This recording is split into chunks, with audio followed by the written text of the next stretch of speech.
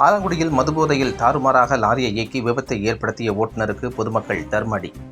புதுக்கோட்டை மாவட்டம் ஆலங்குடி பகுதியில் உள்ள தனியார் அரிசி ஆலையிலிருந்து கேரளாவுக்கு கொண்டு செல்வதற்காக சுமார் 20 டன் அளவுள்ள அரிசியை லாரியில் ஏற்றிக்கொண்டு வீரமணி என்பவர் வந்துள்ளார். அப்போது அதிக போதையில் இருந்த ஓட்டுநர் இயக்கிய லாரி ஆலங்குடி நகரின் மையப்பகுதியில் தாறுமாறாக ஓடியதால் பொதுமக்கள் அலறியடித்து ஓடினர்.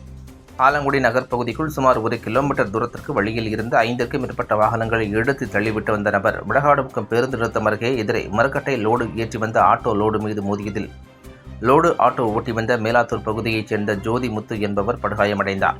மேலும் இச்சம்பவத்தில் சாலையில் இருசக்கர வாகனத்தில் வந்த மலையூர் பகுதியைச் சேர்ந்த மதியழகன் மற்றும் மரமடக்கி பகுதியைச் சேர்ந்த சண்முகம் உட்பட 3 பேர் படுகாயமடைந்தனர்.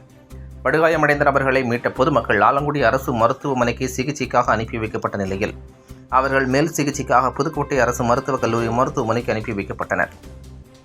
சம்பவ இடத்திலிருந்த பொதுமக்கள் விபத்தை ஏற்படுத்திய லாரி ஓட்டுநருக்கு தர்மஅடி கொடுத்து ஆலங்குடி காவல் நிலையத்தில் ஒப்படைத்தனர்.